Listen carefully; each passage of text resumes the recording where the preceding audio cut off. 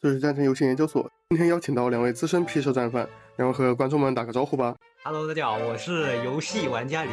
大家好，我是任周静。两位都是非常优质的作者，任周健做了很多拯救存档和新手教程，游戏玩家林做了很多历史架空题材和钢丝联机视频，大家有兴趣可以关注一下。这里向观众求个3连，观众们有什么问题或者下期希望我们邀请谁，都可以写在评论区里。我想问一下两位，开始玩 P 社游戏有什么契机吗？开始玩 P 社游戏的话，其实是这样的，比如在那个18年的时候，我当时在玩什么？在玩一个手游，叫做什么《世界征服者》。然后苏多乐志，我有印象没玩过。这个是关于2战的一个游戏嘛，我也忘记是3代还是4代。我的一位好朋友，他就建议我去玩那个钢4，因为他当时也比较喜欢玩钢4。那个时候好像是唤醒勇虎那个 DLC 出的。我当时其实钢4我是就玩不明白，我玩了一会就删了，玩的盗版啊，那是学习版。对，之后正式开始说买正版，然后慢慢玩的时候，就到了20年末，然后他又邀请我去玩钢4，我当时可能就这个没多少游戏玩吧，有点游戏荒，有点电子阳痿。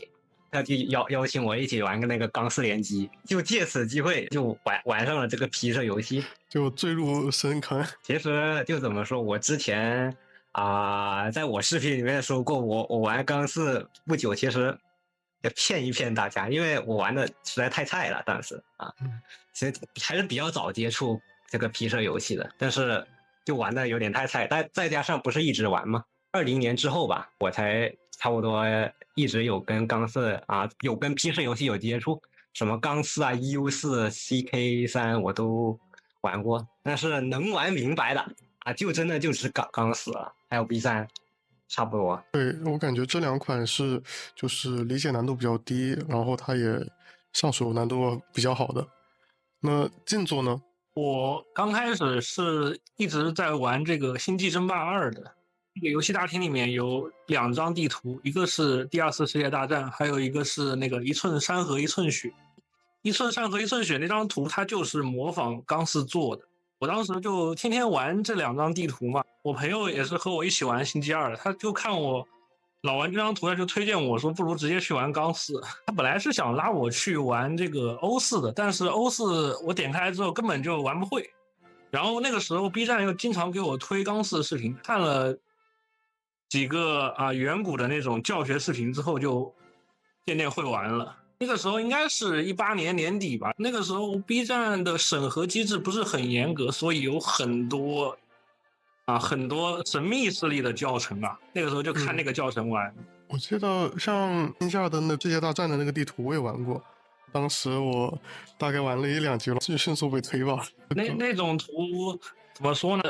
它很看阵营，还有很看微操的。确实，现在的很多策略游戏，我感觉对微操的强调是越来越少了。主要也是微操少一点的话，入门也容易对，而且可能思考时间会更多。两位除了 P 社游戏，平时还有哪些玩的比较多，或者会有哪些比较喜欢的游戏吗？平时玩的比较多我其实你看我账号主页上写的是这个策略游戏爱好者历史策略游戏爱好者，但其实我平时还是玩蛮多其他的游戏的有时候玩射击类的游戏P 社游戏只是一小部分吧，说实话。有什么特别喜欢的给观众推荐一下？特别喜欢的我想一想其实说实话，现在我感觉我就游戏玩多了，再加上一直以游戏就做视频嘛，都是游戏视频，说实话是有点电子阳痿的。如果是策略类游戏就纪元1800，我最近在玩这个游戏。纪元我前段时间也玩了，但是我感觉它的有一些什么远距离传送的那种仓储，还有一些人口的一个机制，我玩起来就有点难受。可能我记得小时候玩起来特别舒服，但是后来玩了很多的真实物流系统的游戏和一些真实人口机制的游戏之后，玩那个就玩起来有点难受了。刚开始玩一些真实人口游戏没有什么特别的体验，但是玩过了一些更拟真的东西，再玩以前的就有点不太适应了。纪元1800，我觉得它上手难度没有 PC 游戏这么大。确实，这个游戏挺老的了，我记得我刚玩这个游戏的时候才上大学，现在都6、7年过去了。它这个游戏就是主要就是看你对城市的规划，就每个东西得靠得近一点。但感觉它靠的不是特别近也问题不大，因为它仓储它可以自动传送，它不会那个有一个物流。怎么说呢？我也是刚出的时候玩，那个时候都是有标准的图，每个厂都要有它标准的建造图。我还是比较享受在这个游戏里面就是规划的一个过程。是的，规划好的话挺好看的。说到这种比较强调规划和建设的游戏，两位有哪些比较推荐的同类游戏吗？规划类的太多了呀。你玩这个群星 V3什么的，不都得规划好了再造？确实，就这种模拟经营。反正我玩的多的都是策略游戏，我只玩策略游戏。我在玩钢丝之前都是一直在玩就是全战系列的，全战系列玩的最多的应该是那个幕府将军了。以前 B 站有个 UP 主叫什么来着？叫新白啊。他那个播那个幕府将军特别有意思，就一直看他玩。新白是玩了很久的，他专门打那个化神。后面又出了那个三国，本来以为是全战的巅峰啊，没想到已经是他的结局了。全战我玩的最多的还真就是三国。全战如果说非要说是看哪个 UP 的话，我当时看的比较多的一个 UP 叫做下一个城城，我也看过啊，就那位 UP。我全战三国我玩了800多，快900个小时。主要是开一局时间太长了，后面都是天天自己和 AI 打对战，就是打小战斗。你们那个全战是不玩 PVP 的是吧？ PVP 我之前是看过你们办的那个 PVP 比赛，看了之后抄了点套路，但是我不玩。还是要经常玩 PVP， 它跟 PVE 其实算两个游戏了。你们 PVP 禁止使用的我都天天用。有点超模那些。策略类游戏的话，我今年玩的最多的是那个，就是《地狱之门》。我现在是逢人就推荐，不知道你们有没有玩过？大家都挺喜欢的。它是那个战争之人2的一个模组，然后单独做出来的游戏啊。它的拟真感很强，我很好这口。是的，最主要的是它是可以和别人组队啊，配合去通关。就是比如一队兵，然后每个人操作几个这样合作，然后就是每一局都能把自己缴获的载具开回来，然后接着下一局继续用，我觉得是一个非常好的设计。我记得像那个终极将军，还有一些那个叙利亚战争，还有类似的游戏都有这种系统，就玩起来就特别爽，就把敌人的东西缴获变成自己的，有一种军阀的感觉。在接触地狱之门之前，我一直都在玩英雄年2，然后本来以为他英雄年3会出的很精彩，没想到也是出来骗钱的。英雄年2的话也是很不错的一个策略游戏，只不过它这个血条有点太长了，双方近距离对射，射个几分钟都不一定能死人。确实看着有点魔幻，所以我玩了那个地狱之门之后，我就不怎么玩英雄年。去年有一个很火的游戏，大家应该都玩过吧，就是那个博德之门。我去，我没玩过。博德之门就这种投骰子游戏，而且很适合和朋友一起玩。就是大家边聊天边在这边打组合技，这样挺有意思。这几天和不同 UP 聊天，基本上每个 UP 都会聊到这个游戏。是的呀，大家都很每个人有自己的构筑，有自己的想法，然后构筑起来再和队友的构筑配合，总是能打出一些很神奇的效果来。可能我确实太电子阳痿了。他那个前作还有一个，他的这个就开发者，他前作开发的是《神界原罪2》啊，那个也是类似于跑团的一个游戏，也是很有意思。我就是玩了很久的《神界原罪》，所以才这个游戏出了之后就立刻玩，这占据了我去年很长时间。其实《神界原罪2》它当然就已经做得很出名，比较可惜的是，它黑曜石出来的很多那个没有得到传承，像当时他好像在那边做一个10几万字文本的一个 ARPG。反正这些游戏本质就是跑团，就是其实和你线下去那种剧本杀的店是一样的，只不过线上有一个 AI 帮你全都设计好了，这样。我感觉它算是比剧本杀要强很多，体验也要好很多。就毕竟可以有各种的自由度，有自己的扮演那个或者说自己的各种玩法，而不是像跑别人设计好的剧本。本来在今年之前啊，我都是一直在玩暴雪的各种游戏的，但是暴雪不知道为什么自己退出中国市场。本来我就是星际争霸2是每天都玩的，导致后面现在玩不了了，要玩只能去外服玩。但是你去外服玩，那你的朋友不一定有这个精力去外服，所以就一个人玩也没意思。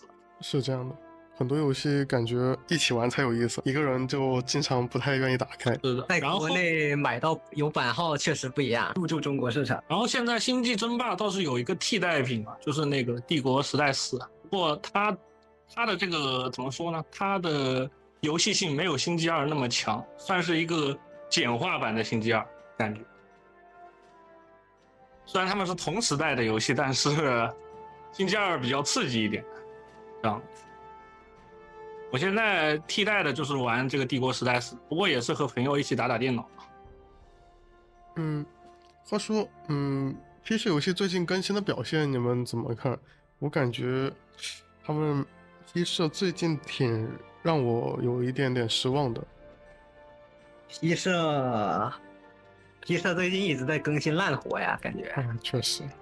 你就拿钢4举例吧，钢4它不是要出一个新 DLC 吗？什么南美 DLC 啊？算了，也不好意思直接这样说它烂活。感觉这更新的这跟2战战场感觉相关性不太大呀，就没什么意思。而且它售价卖的又78块钱，你想想看你。如果真有这78块钱，我干嘛要去买这个 DLC 呢？如果是我的话，我肯定不会。在我印象中，这个 P 社的制作者都是一直在放假，但是不知道怎么回事啊，他们好像是感觉到生存有压力了。从去年开始，这个更新频率比以前高了很多了，已经。我感觉这个 DLC 就有点像一个外包的 DLC。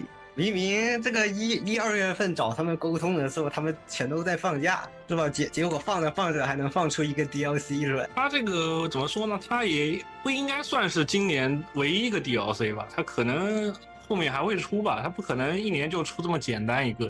然后他其他的几个游戏也都在更新 ，JK3，然后 EU4 最近就是也有那个情报，群星去年1年更了4个版本，那个才逆天呢，我学都学不过来。因为群星它每更一个版本，你都要重新学习。它一年更了4个，又把那个什么科研之类的全都改了，说是要放慢游戏速度，导致现在已经没有玩下去的热情了。如果让你们来设计 P 社更新，会打算怎么设计呢？这要看是设计哪个 P 社游戏了。不过说实话，我玩的比较多的 P 社游戏也不多，就这么2、3个、3、4个。我录视频录的最多的啊，就钢4嘛。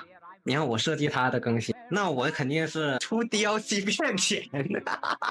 当然也不是像 P 社这样乱出什么南美、中东啊。我感觉 P 社有可能下一会出什么中东的 DLC， 这完全像他们做事的风格，整些烂活。我可能会去出一个什么神秘的东方国度，我给它重置一下，然后额外出个 DLC。打算怎么设计？因为这个。你首先你要选一些有人气的、有热度的国家，你不能说随便选个什么南美、北欧，玩家也不会买账的。就是在钢4里面，东亚的不可明说的这个国家，其实国特数啊、决策方面还是挺简陋的，太古老了。很多玩家呀，希望 P 社也去重置。说到这个国策数的话，我之前玩过56还有黑冰这2个，他做的还挺细的，让我知道一些我以前不太知道的事件。很多时候我学到一些新的历史知识和东西，都是依靠游戏或者依靠兴趣更多的去了解的，而不是先有了一些知识然后再开始玩游戏。觉得 P 社设计 P 社游戏的话，就是不要太注重平衡性，它老是小版本更新给你把这个平衡调一下。我刚做完的攻略，没过几天就又要更新了，直接就没用了。之前尤其是那个绝不后退刚更新的时候啊，就感觉是2个设计师在打架一样，一天改一次，就是要调它的那个数值的平衡性，导致本来一些很有趣的一些套路啊，就全部被封杀了，就是大家都得做一样的配置。大家只能这么玩。是你不这么玩，你就必吃亏。然后这也是因为他给的那些配件，就是坦克设计，他给的配件太少。不过怎么说呢，他们更新的速度就在这儿，所以刚开始都是很少的。说不定以后就更新了一些新的又加进来，然后就是刚才林也讲了，就是这个国策的重置啊，它这个肯定是要重置的，但是就不知道他们这个更新的速度什么时候能上来，感觉就是大概两个程序员在干活，其他人都在看，然后他们干活可能干一会儿休息一会儿。对，干一会儿就又放长假了，又要去休假了。瑞典老爷是这样的。还有一个不得不说的，就是那个群星了。那3.93版本应该是最后一个巅峰版本。我也是应这个批社邀请去做了一下他那个新 DLC 的介绍，做完之后这个游戏就直线下滑了。他做的时候就有一个很严重的 bug， 舰船造价的 bug， 然后我跟他说了。他说他们会改，结果快2个月才改好。对，大家就被迫玩了1个月没有舰船造价减免的那个游戏。就是怎么说呢？就群星里面的舰队实力其实就和你的这个舰队数量来算的。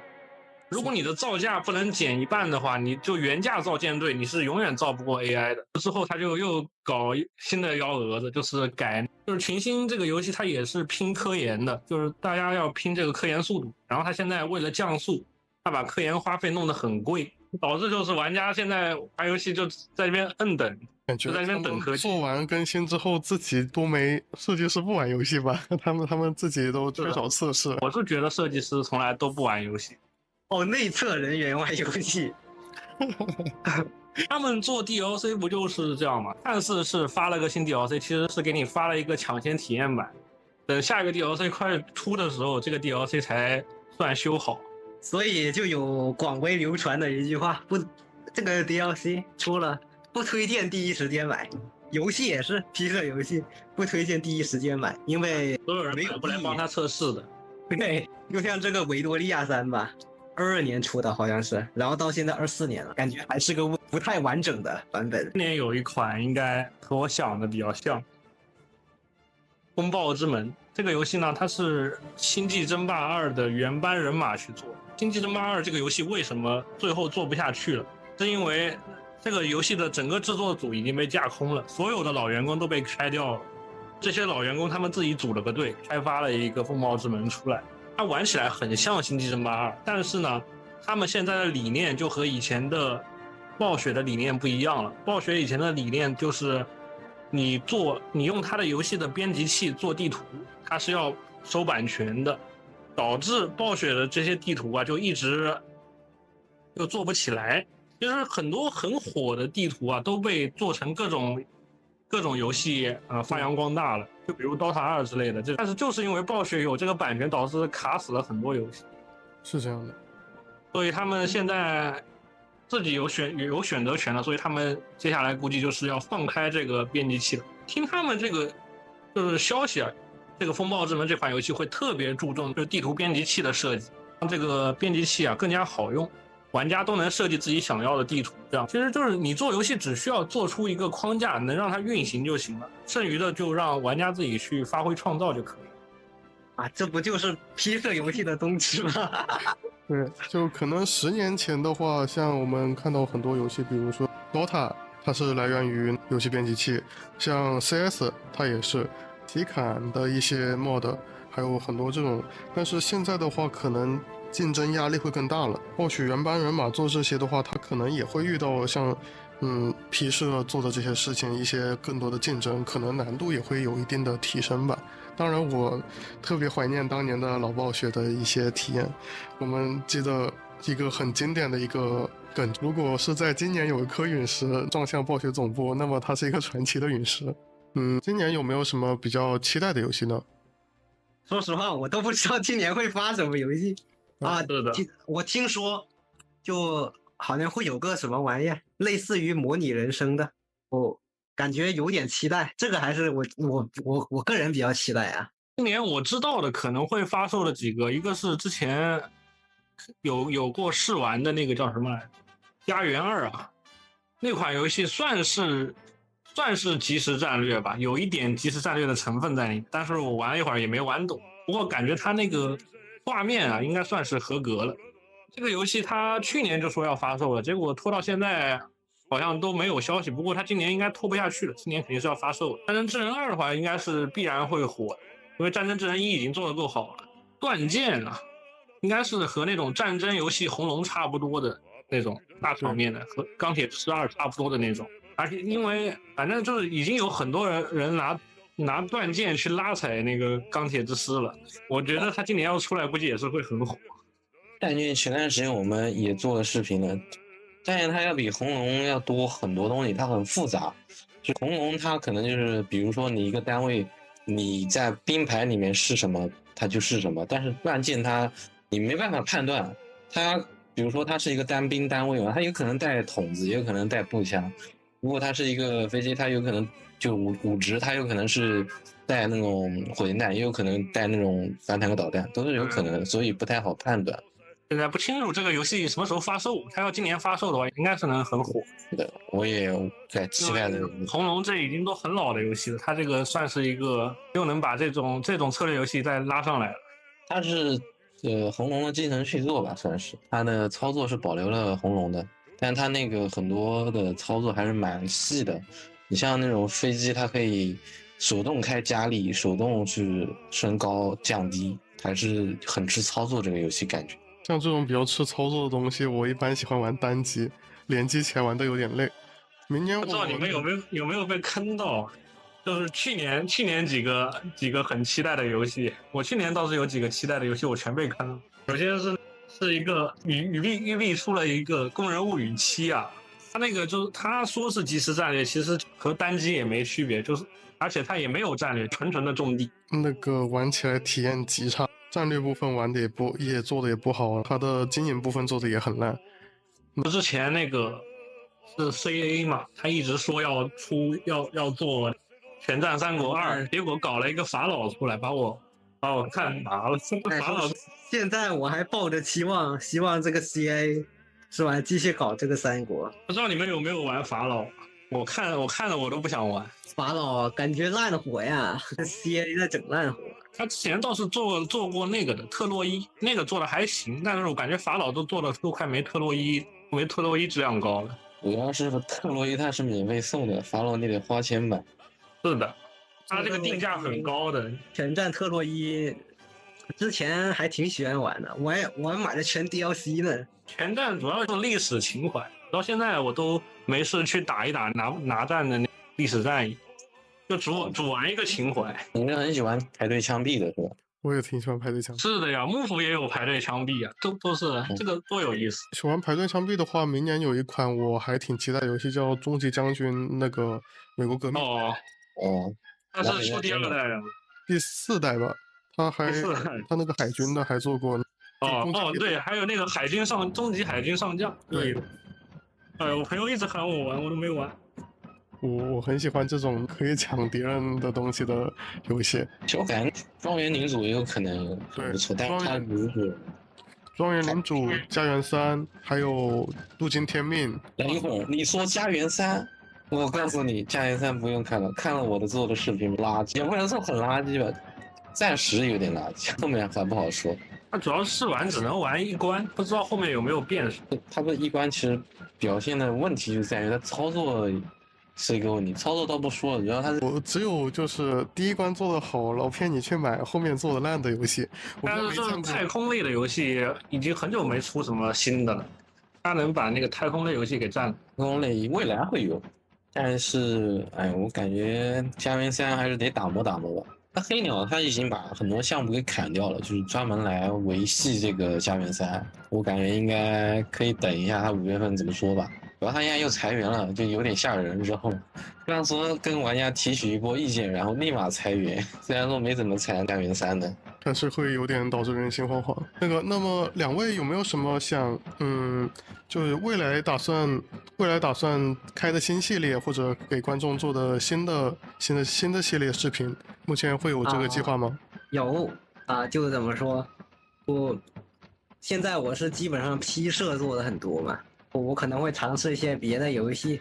我刚刚也提到过了，我一直在研究那个纪元1800嘛，我可能到时候会整个一个系列，整个4、5期3、4期差不多。还有一些其他的策略游戏，我可能也会研究一下，我做一做，差不多。我未来的话，争取把 P 社出的游戏啊全玩到精通，这样就没人喷得了我了。我发现我评论区的观众都特别严格，不知道为什么，只要有一点点小错误都能揪出来。因为比较强，可能是我以前攻略做多了，所以大伙都认为我视频是攻略，所以我就争取做到不被喷吧，全精通。好的，非常感谢2位老师接受我们的采访，也非常感谢观众愿意听到这里，谢谢大家。好，各位4个人，喜欢的点个3连，要不要开个征币法？直接感谢大家听到这儿，征硬币，希望大家多3连，多关注，投币，点赞，先说投币5000，好。